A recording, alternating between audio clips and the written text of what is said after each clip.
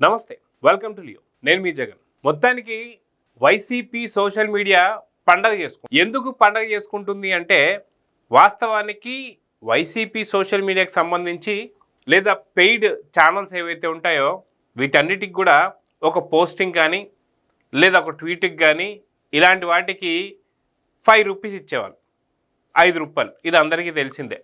అయితే ఇప్పుడు వాళ్ళు పండగ ఎందుకు చేసుకుంటున్నారంటే తిరుమల తిరుపతికి సంబంధించి లడ్డూలో వాడిన నెయ్యి అసలు నెయ్యే కాదని చెప్పి సిట్ తేల్చడం, అవే కాకుండా అనిమల్ ఫ్యాట్స్ కూడా కలిసి ఉన్నాయని చెప్పి పేజ్ నెంబర్ 35లో ఉందని చెప్పి చెప్పడం, అసెంబ్లీ సాక్షిగా అటు నారా చంద్రబాబు నాయుడు గారు, పవన్ కళ్యాణ్ గారు వీళ్ళందరూ కూడా స్పష్టంగా అక్కడున్న స్క్రీన్స్ పైన వేసి మరి చూపించడం, దీంతో జగన్మోహన్ రెడ్డికి ఏం చేయాలో అర్థం కాని పరిస్థితి.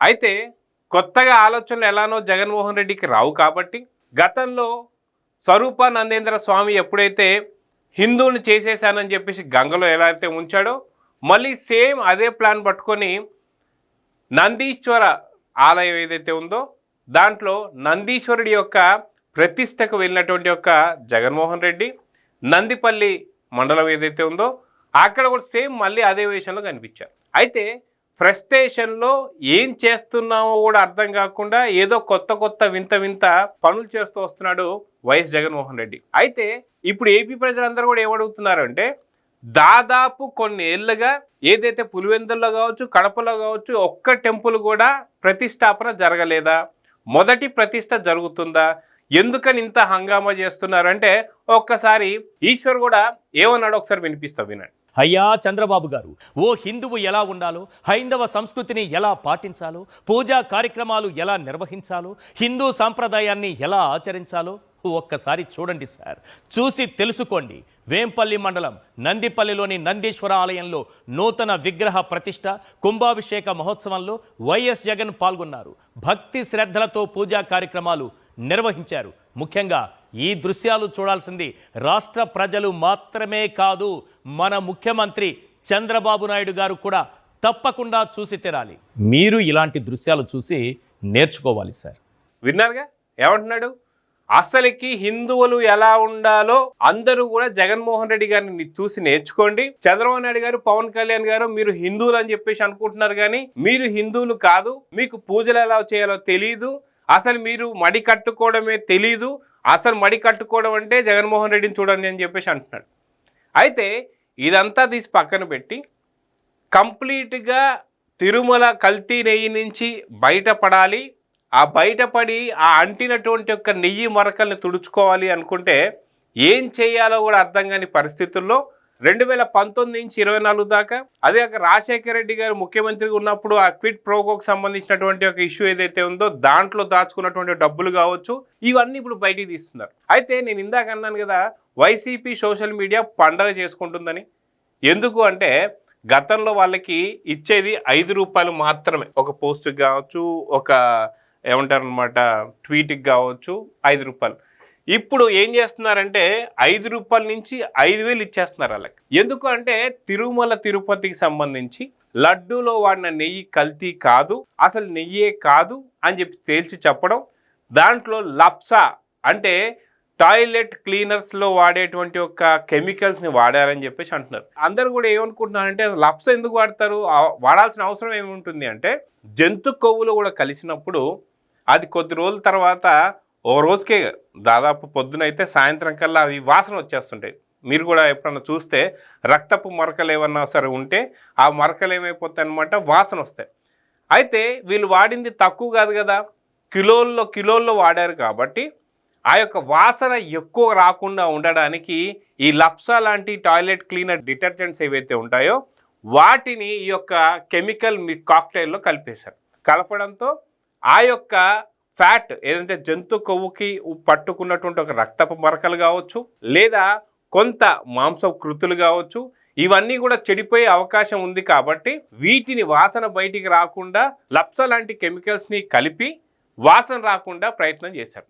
అయితే గతంలో కూడా తిరుమలలో ఏదైతే లడ్డు తయారీకి సంబంధించిన పోర్టు కార్మికులు ఎవరైతే ఉంటారో వారు కూడా ఇది చాలా చండాలమైన వాసన వస్తుందని చెప్పి సుబ్బారెడ్డి గారు చెప్పడం, వైవి సుబ్బారెడ్డి గారు ఆ నెయ్యిని తీసుకొచ్చేసి దాని చెయ్యి మీద రుద్దుకొని వాసన చేసి లేదు లేదు బాగానే ఉందని చెప్పేసి అనడం, దాని తర్వాత మళ్ళీ కంప్లైంట్ అనేది ఏదైతే బోలేబాబుకి సంబంధించి వాళ్ళకి పంపించడం, వాళ్ళు దాన్ని తీసుకొని అవును కరెక్టే అని చెప్పి లప్స వాడడం అనేది వాళ్ళు మొదలుపెట్టారు. అయితే ఇవన్నీ తీసి పక్కన పెడితే ఇప్పుడు తిరుమల తిరుపతి నెయ్యికి సంబంధించి అసెంబ్లీ సాక్షిగా అటు చంద్రబాబు నాయుడు గారు ఇటు పవన్ కళ్యాణ్ గారు ఇద్దరు కూడా చెప్పడమే కాకుండా దాని మీద దాదాపు 0 అవర్ కూడా తీసేసి ఉదయం 10:30 నుంచి మధ్యాహ్నం 2 గంటల వరకు కూడా దాదాపు 4 గంటల సేపు అక్కడ డిస్కషన్ జరగడం, ఇవన్నీ కూడా మనం చూస్తూనే వస్తున్నాం.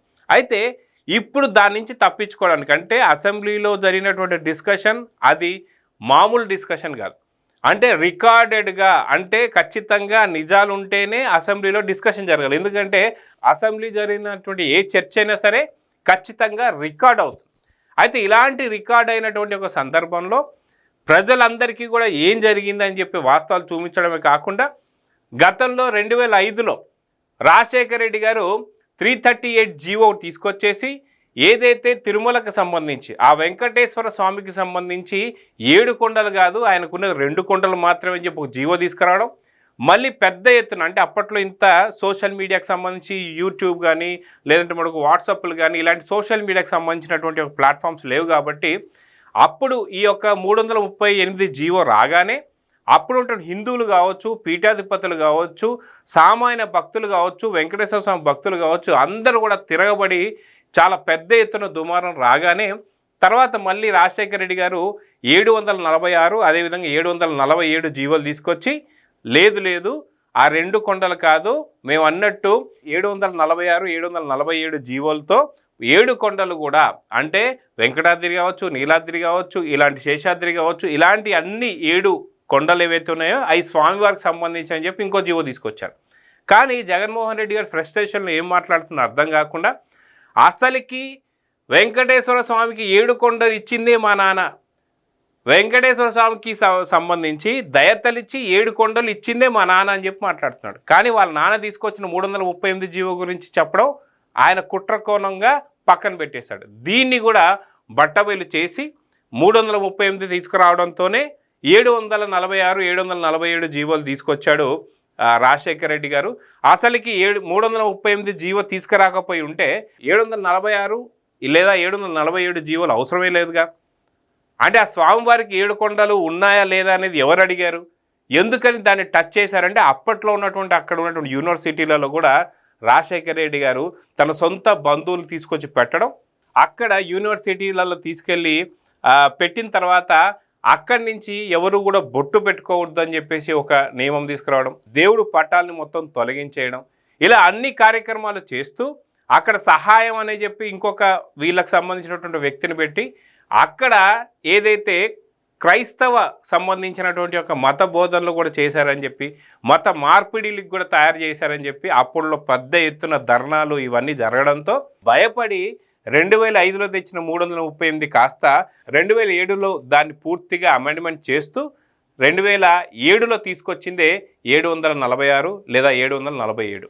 అయితే జగన్మోహన్ రెడ్డి గారు ఫ్రస్ట్రేషన్లో ఏం చేస్తున్నారు అర్థం కాక ఇప్పుడు తను దాచుకున్నటువంటి ఒక డబ్బులు ఏవైతే ఉన్నాయో అది వాళ్ళ నాన్న హయాంలో కావచ్చు లేదా తను ముఖ్యమంత్రిగా ఉన్న టైంలో కావచ్చు అవన్నీ కూడా తీసి ఇప్పుడు 5 రూపాయలు ఇచ్చేటువంటి ఒక దగ్గర నుంచి ఆయన 5,000 దాకా తీసుకెళ్ళారు. అంటే కొంతమందికి 4,000 ఇస్తున్నారు, కొంతమందికి 5,000 ఇస్తున్నారు. ఒకసారి దానికి సంబంధించిన ఆధారాలు కూడా మీకు ఒకసారి చూపిస్తాను. సో చూసారుగా ఇక్కడ డైరెక్ట్గా వైసీపీకి సంబంధించినటువంటి సోషల్ మీడియా ఏదైతే ఉందో దాంట్లోనే డిస్కషన్ జరుగుతుందన్నమాట. దాదాపు తిరుమల లడ్డు క్యాంపెయిన్ ఏదైతే ఉందో, లడ్డు ఇష్యూ ఏదైతే ఉందో దీనికి సంబంధించి ఒకవేళ మీరు పోస్ట్ చేస్తే 100% దీని మీద రీల్కి దాదాపు 5,000 రూపాయలు మీకు ఇస్తాము అని చెప్పేసి మాట్లాడుతూ వస్తున్నారు. అదేవిధంగా మరొకటి చూసుకుంటే తిరుమల లడ్డుకు సంబంధించిన ఇష్యూ ఏదైతే ఉందో we are offering 4,000 rupees for 1 reel అని చెప్పేసి ఇస్తున్నారు, or meme as part of this అని చెప్పి ఇస్తున్నారు. అంటే ఖచ్చితంగా తిరుమల తిరుపతికి సంబంధించి పూర్తిగా కూరుకుపోయి గాలి ఆడనటువంటి ఒక పరిస్థితిలో వైసీపీ కొట్టుమిట్టాడుతుంది కాబట్టి ఇప్పుడు వైసీపీ పరిస్థితి ఎలా ఉంది అంటే కుడితిలో పడినటువంటి ఒక ఎలుకలాగా అయింది కాబట్టి ఊపిరి పీల్చుకునేటువంటి ఒక పరిస్థితుల్లో కూడా లేదు కాబట్టి రోజు రోజుకి ఆ కల్తీ నెయ్యి పూర్తిగా ముంచేయడంతో నిన్న బొత్స సత్యనారాయణ గారు కూడా ఒక మాట మాట్లాడారు. ఏం మాట్లాడారు ఆయన? ఎందుకని చిల్లర దొంగలు పట్టుకుంటున్నారు తిరుమల తిరుపతి సంబంధించినటువంటి ఒక నెయ్యి కేసులో, ఒకేసారి గజ దొంగలు పట్టుకోవచ్చు కదా అంటున్నారు. దానికి సంబంధించి లోకేష్ గారు కూడా సమాధానం చెప్పారు. ఎస్, ఖచ్చితంగా నేను మీతో ఏకీభవిస్తున్నాను. చిల్లర దొంగలు అంటే వాళ్ళని ఇప్పటిదాకా ఓన్లీ చిన్నప్పన్న ఇట్లాంటి వాళ్ళని పట్టుకున్నాం, కానీ ఖచ్చితంగా మీరు చెప్పినట్టుగా గజ దొంగ జగన్మోహన్ రెడ్డిని పట్టుకోవాలి కదా, 100% ఆ ప్రయత్నాలు కూడా జరుగుతున్నాయని చెప్పేసి నారా లోకేష్ గారు కూడా చెప్పారు. ఫ్రస్ట్రేషన్లో జగన్మోహన్ రెడ్డి ఈ యొక్క ఇష్యూలో ఏం చేయాలో అర్థం కాక గతంలో తండ్రి ఏదైతే ఏక్ నంబరీ, ఇప్పుడు కొడుకు 10 నంబరీ లాగా, ఇప్పుడు బాప్ ఏక్ నంబరీ బేటా 10 నంబరీ లాగా ఆయన ఓన్లీ కొండలకు సంబంధించి అవి 2 అని చెప్పేసి అన్నాం. అప్పుడు హిందూ భక్తులు అందరూ కూడా తిరగబడడం, దాన్ని మళ్ళీ లేదు 7 కొండలు అని చెప్పేసి ఆగిపోవడం. కానీ అక్కడ ఏం జరిగింది అనేది అందరికీ తెలిసిందే. దాని తర్వాత ఇప్పుడు జగన్మోహన్ రెడ్డి ఆ 2 కొండల్ని కంప్లీట్గా ఎట్లా పిండి చేయాలనేటువంటి ఒక దాని మీద అటు కల్తీ నెయ్యి విషయం కావచ్చు, పరకామణి ఇష్యూ కావచ్చు, లేదా గోవిందరాజు స్వామికి సంబంధించినటువంటి ఒక తాపడం ఏదైతే ఉందో ఆ యొక్క దాంట్లో 50 కిలోల బంగారం కొట్టేయడం కావచ్చు, ఈ పరకామణి కేసులో సిఐ సతీష్ కుమార్ హత్య కేసు కావచ్చు, ఇలా శాల్వల కేసులు కావచ్చు, లేదంటే తల నీలాల కేసు కావచ్చు, ఇలాంటి అన్నీ కూడా కంప్లీట్గా జగన్మోహన్ రెడ్డిని వైసీపీ పార్టీని ముంచేస్తున్నటువంటి సందర్భంలో ఇప్పుడు జగన్మోహన్ రెడ్డి గారు ఏం చేశారంటే తను దాచుకున్నటువంటి ఒక లంకె బిద్దలు కావచ్చు, లేదా తను దాచుకున్నటువంటి అక్రమాస్తులు అన్నీ కూడా ఇప్పుడు బయటికి తీయడం, ఒక్కొక్కరికి 5 రూపాయలు కాస్త 5,000 దాకా తీసుకెళ్ళిపోవడంలో జగన్మోహన్ రెడ్డి వాస్తవానికి డబ్బంతా కూడా నెక్స్ట్ వచ్చే ఎలక్షన్స్ అంటే 2029 ఎలక్షన్స్ నాటికి తీసి విష ప్రచారం చేయాలని చెప్పేసి అనుకుంది. కాస్త ఆ వెంకన్న స్వామితో పెట్టుకున్నాడు కాబట్టి అవన్నీ కూడా ఇప్పుడు హరించి వేస్తానికి 5 రూపాయలు కాస్త 5,000 రూపాయల దాకా ఇవ్వాల్సిన దుస్థితి వచ్చింది. అదే కాకుండా వాళ్ళే తప్పొప్పేసుకుంటున్నారు. వైవి సుబ్బారెడ్డి గారు మొన్న ఈ మధ్య ఏమన్నారు? అవునండి, నేను చెప్పడం అనేది తీసి పక్కన పెట్టండి, సిట్టు కూడా ఏం చెప్పింది, ఎన్డీడీబీ రిపోర్ట్ ఏం చెప్పింది, కల్తీ జరిగింది వాస్తవం అని చెప్పేశారు కదా. అదేవిధంగా చూసుకుంటే భూమన కరుణాకర్ రెడ్డి ఇక్కడ ఉన్నటువంటి లోకల్ మీడియాతో ఒక రకంగా మాట్లాడుతూ, అదేవిధంగా చూసుకుంటే బయట నేషనల్ మీడియాతో ఏం చెప్తున్నాడు, ఎస్ కల్తీ అయితే జరిగిందని చెప్పేసుకున్నాడు కదా. అదేవిధంగా చూసుకుంటే ఇప్పుడు బొత్స సత్యనారాయణ గారు ఏమంటున్నారు, చిన్నప్పని లాంటి వాళ్ళని కాదు ఒకేసారి గజ దొంగలు పట్టేసుకోమంటున్నాడు కదా. అంటే గజ దొంగ ఎవరు అనేది నారా లోకేష్ గారు చెప్పేశారు. అంటే వైఎస్ జగన్మోహన్ రెడ్డి గారిని అరెస్ట్ చేయక తప్పదా అని చెప్పేసి ఇలాగా కల్తీ నెయ్యిలో పూర్తిగా కూరుకుపోయినటువంటి ఒక వైసీపీ పార్టీ కావచ్చు, అధినేత జగన్మోహన్ రెడ్డి కావచ్చు, ఏం చేయాలో అర్థం కాక అటు మారు వేషాలు వేసుకుంటూ జగన్మోహన్ రెడ్డి, అదేవిధంగా కల్తీ జరగలేదని చెప్పి జగన్మోహన్ రెడ్డి చెప్తుంటే అటు సుబ్బారెడ్డి కావచ్చు, భూమన కరుణాకర్ రెడ్డి కావచ్చు, అదేవిధంగా బొత్స కావచ్చు, కల్తీ జరిగింది అరెస్టులు చేయండి అని చెప్పి మాట్లాడతారు. సో ఖచ్చితంగా స్వామివారితో పెట్టుకుంటే మీరు రాసుకున్నటువంటి స్క్రిప్టులు కూడా ఖచ్చితంగా మారిపోతాయి. ఆ దేవుడితో పెట్టుకుంటే ఆ స్క్రిప్టులు తిరగబడి మీపైనే దాడులు జరిగేటువంటి యొక్క అవకాశాలు కూడా ఉన్నాయి. ఖచ్చితంగా ఏదైతే గతంలో బిఆర్ నాయుడు గారు చెప్పినట్టు జగన్మోహన్ రెడ్డి గారు, అదేవిధంగా వారి సతీమణి అయినటువంటి ఒక ఆవిడ కూడా తిరుమలకు వచ్చి ఏదైతే తలనీలాలు సమర్పించి సాష్టాంగంగా నమస్కరించుకొని క్షమాపణ కోరుకొని బయటికి వచ్చి అన్ని మతాల వాళ్ళని అటు హిందువులు కావచ్చు, క్రైస్తవులు కావచ్చు, ముస్లింలు కావచ్చు చేసిన ద్రోహానికి బహిరంగంగా క్షమాపణ చెప్తే కొద్ది గొప్ప మీకు దొరుకుతుంది అని చెప్పేసి అంటున్నారు. సో చూద్దాం జరగబోతుంది. నమస్తే. Please subscribe to Leo news for more videos.